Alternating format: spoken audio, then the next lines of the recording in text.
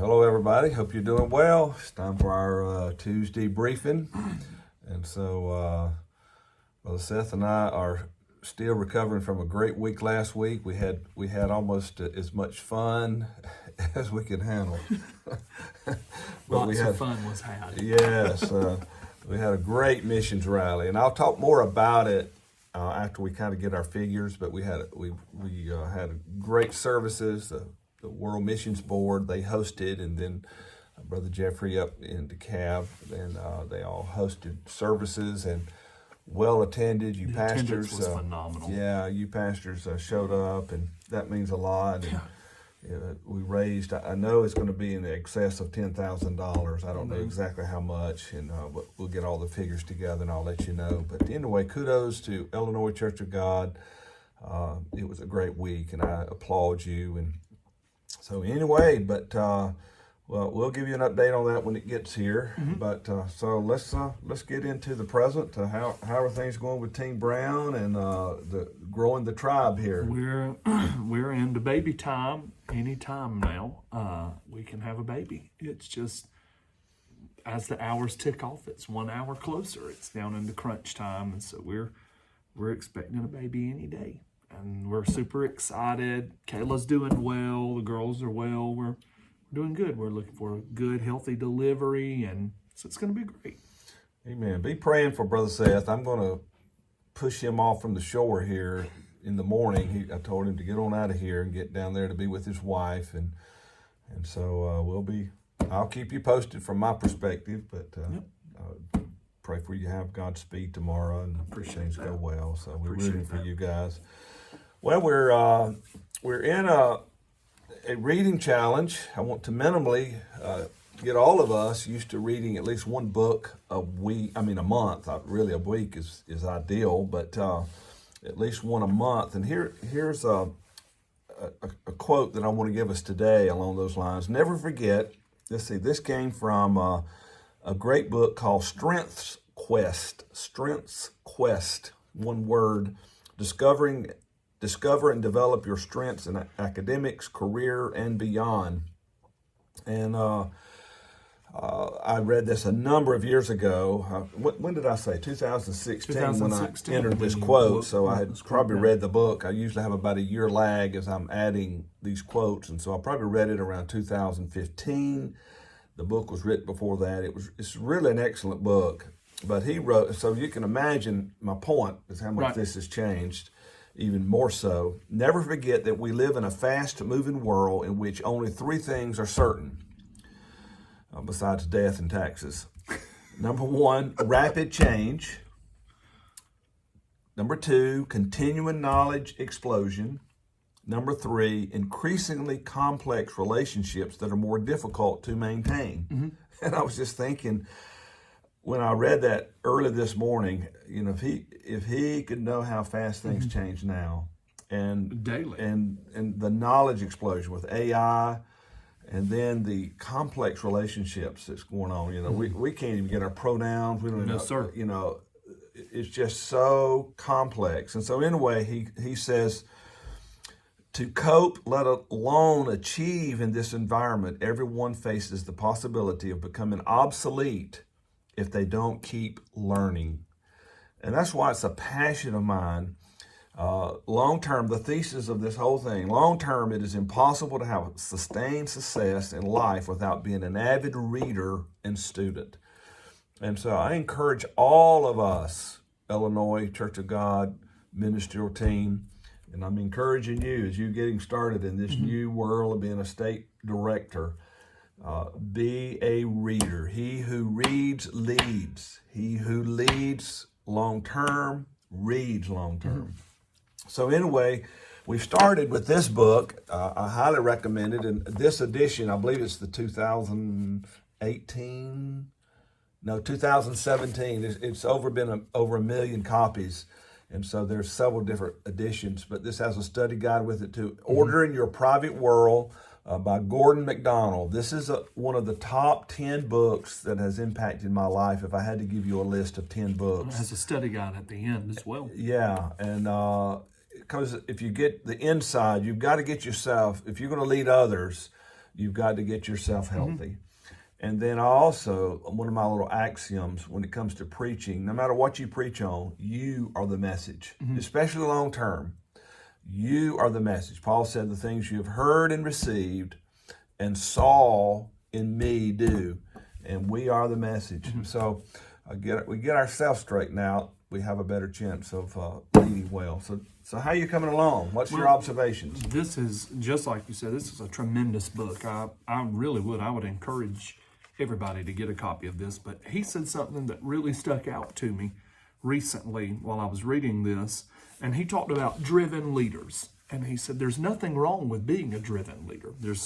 Actually, you want leaders to be driven, but when there is no discipline underneath, there's no self-discipline, there's no private discipline, driven leaders can go off hinges. And he gives 8 examples of people who have no great discipline or no decent discipline as a driven leader, what they will do. And he goes through and he talks about how they have spouts of anger, they're never satisfied with anything, they cannot be pleased, they're only success driven, and they cannot see that they've been successful unless they've had this mighty turnaround.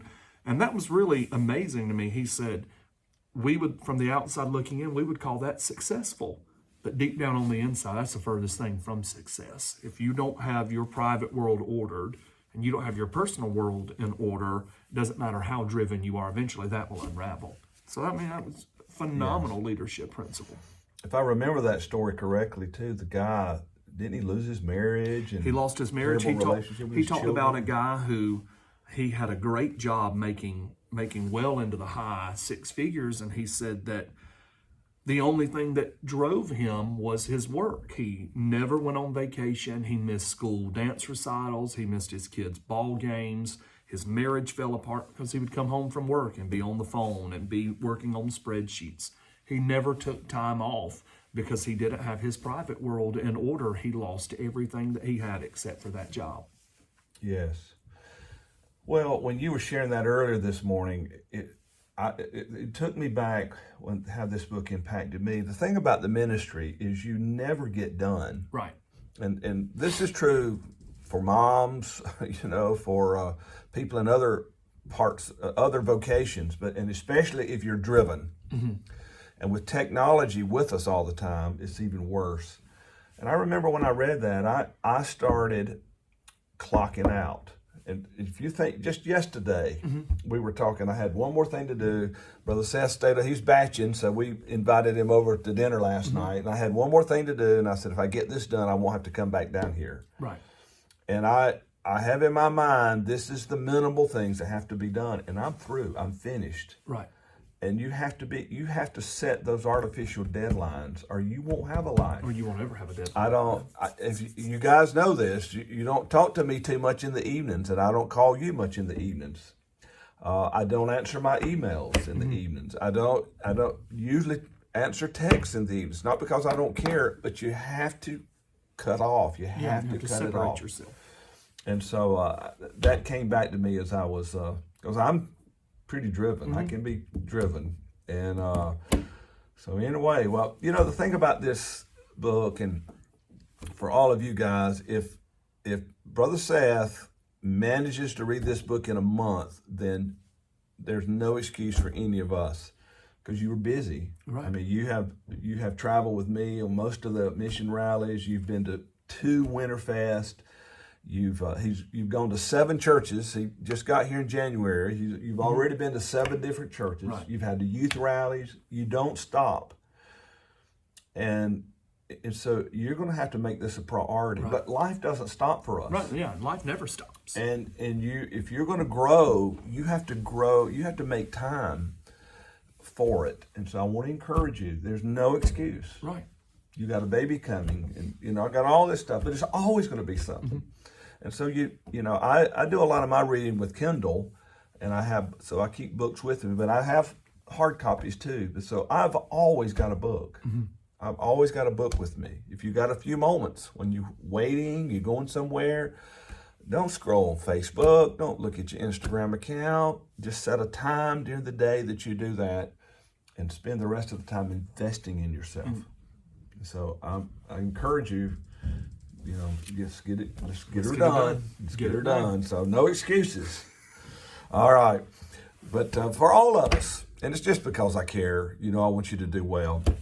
Since I got us together, since I got Brother Seth with me, sharp leader, did a great job as a pastor, and doing a great job here. I want to run a quote, another quote by you, and ask your thoughts on it. Okay, and I gave it to you. Just he's heard it one time because I wanted it just off the top of his head. I know kind of the application I want to point out, but I want to get his thoughts, and I want you to think about it. How does this sound to you? So here's the quote. All right, let me find it here. Okay. Competition doesn't breed innovation. Competition breeds conformity. Okay, let me read it again. This came from a book called Uncopyable by Steve Miller. Great book. I recommend it. And so this was my new quote that I added to my quote file today. So I must have read this book about a year ago because I add 2 new quotes a day and I reflect on them. And I try to read all my quotes every year. So I've got thousands of them. And so, but You got a book of quotes. they remind me of great truths. Competition doesn't breed innovation. Competition breeds conformity. Well, I think the first thing we need to point out is that competition is not always bad. That's good. Everybody thinks if they're my competition, they're my enemy, and that's not necessarily the truth. That's a valid point. Competition will help push you to be the best that you can be, and so I always enjoy a little bit of competition. Now, Sure. I can't, but when There's Driven. That's why I got it reading order in your private world. well, first off, it's a very deep quote. It's thought-provoking, and, you throw it out and you're like, I need to think on this for a minute or two, but you've literally given me a minute or two to think about it. I think competition will push you to conform, to be the best person you can be in the line of work that you're in.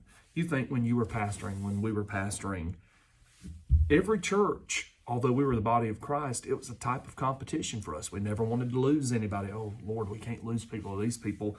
So we had to conform to be the best pastors that we could possibly be for that group of people that we had. Now you're in administrative work. We're in administrative work. I'm in youth.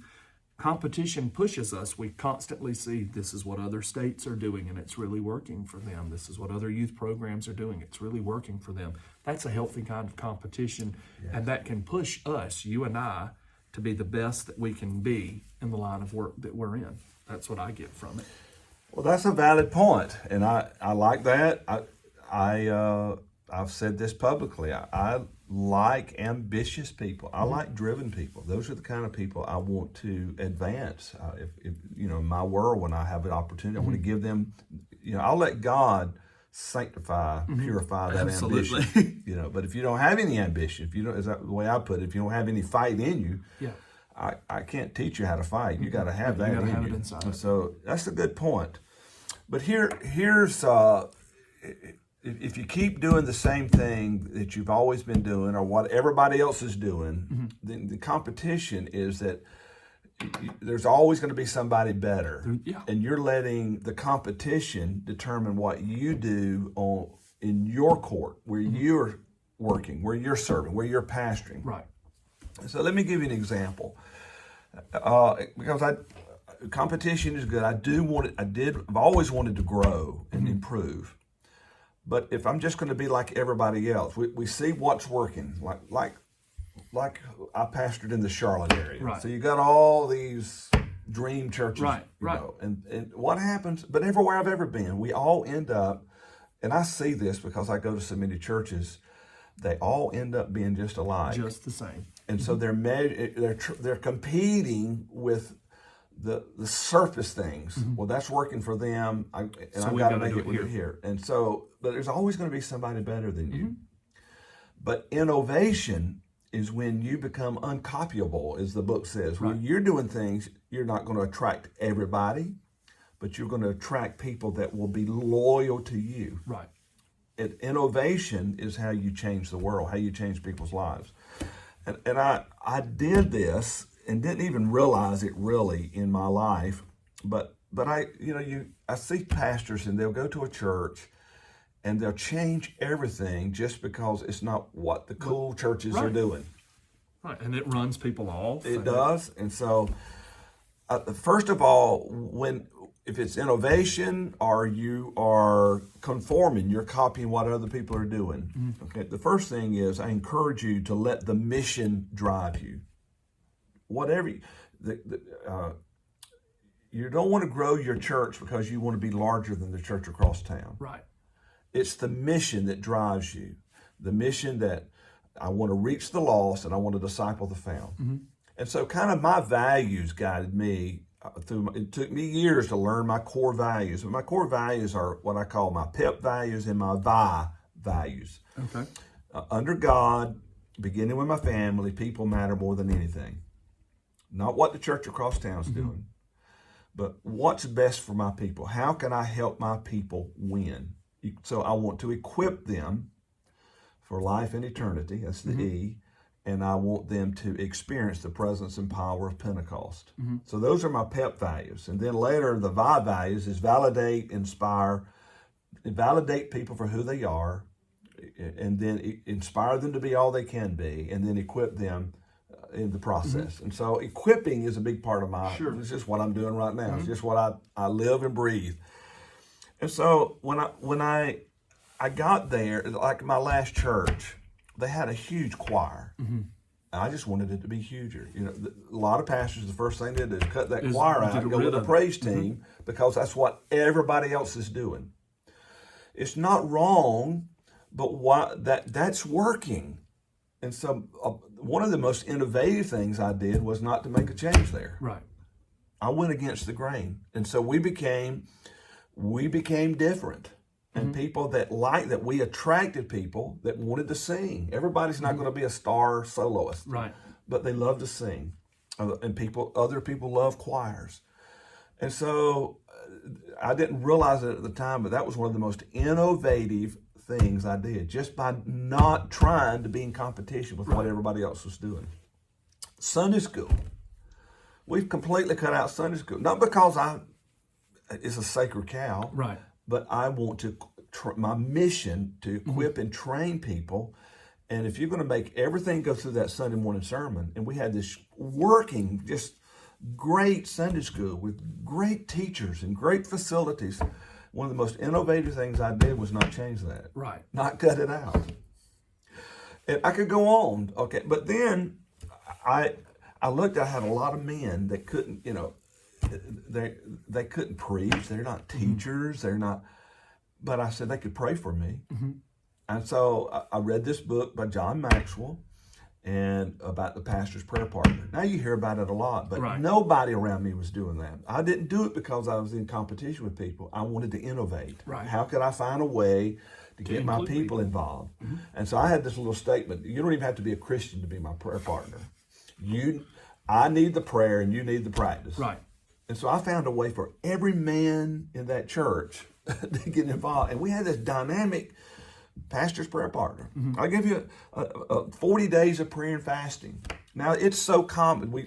People are weenies now. They go with 21 days, But I realized that my people needed the spiritual growth. I wanted them to experience Pentecost. So I'd have 40 days of prayer and fasting. We'd meet at the church for a while, for several years, every night. And then I started giving us Friday night off. And then we'd have another week of revival. Right.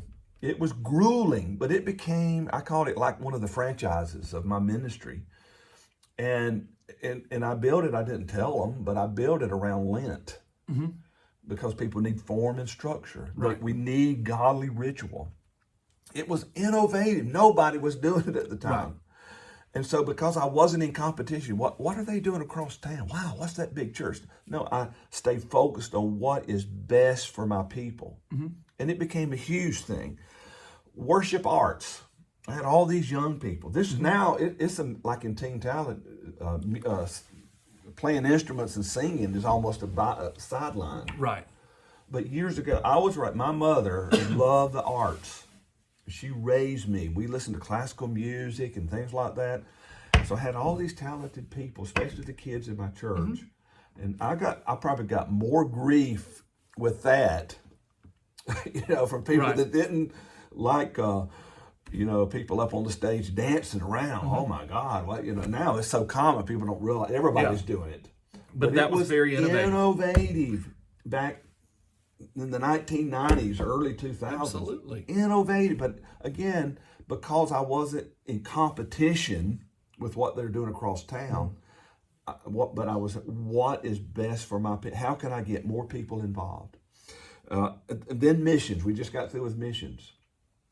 I had this. It was a journey, but what's another way that I could get more people involved, get us looking beyond ourselves? And so I had this huge, dynamic, organized missions program. Now, on and on it goes. But the point that I want to get across, let me read the quote to you again. Competition doesn't breed innovation. Okay, all you're going to do is what everybody else is doing. And so when people show up, they're going to compare you by what's going across town or what they saw on TV. Okay, but all competition does is breed conformity. And so I want you, let your values drive you, let the mission drive you. And I want this for you, Seth. And I know in the Church of God, when you become a director, when you become an administrative bishop, it becomes one program after another. And all we're doing is just keeping the wheel turning. Right. And there's a point that we should do that. But that's not being innovative.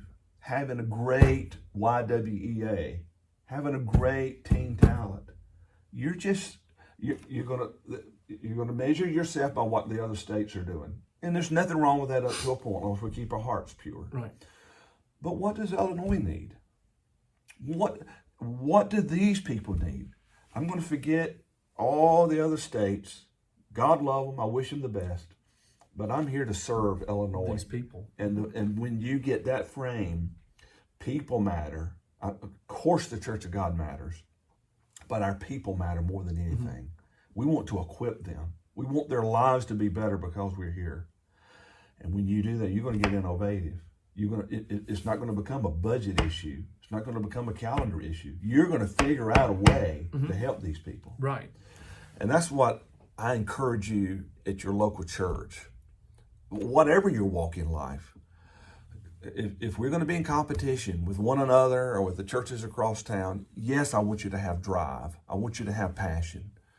But I want you to innovate. How can you help your people win? How can you make your town, your community, your city better?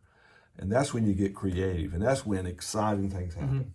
So there you go. Now, let me ask you, be honest. We can always record this over if I don't like the answer. No, be honest. Does that make sense? That does make sense. It makes perfect sense now.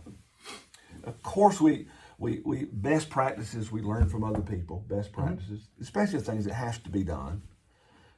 But to The innovative innovate, ideas is what we. that's where you distinguish yourself. Right. And if you're trying to be like everybody else, you're just going to be a garden variety. You'll be an A player, B player, C player, but you're just one of the regular players. Right. But you and I are different. Innovative people. We're going to be innovative. Yes, we are. Rock on, Illinois Church of God. All right. Anything else you want to say? I don't think so. Do you have anything else you need to add? No, I think we're good. We've talked enough. We're going to be about 25 minutes here now. So, but we love you. Love you very much. Yeah, I think I can speak for Seth. We care about you. I want you to win, running to win, because when you mess up, when we mess up, people go to hell. Marriages break. Children get confused. Life goes amok. So we running to win is huge for us. Absolutely. Sometimes you have to innovate. Doing what everybody else has done, we'll get the same results. And we all know that the church has been on the decline in America for way too long. Let's turn it around. Let's innovate. God bless you. Let's keep running to win. We love you so much. We love you now. Have a great week.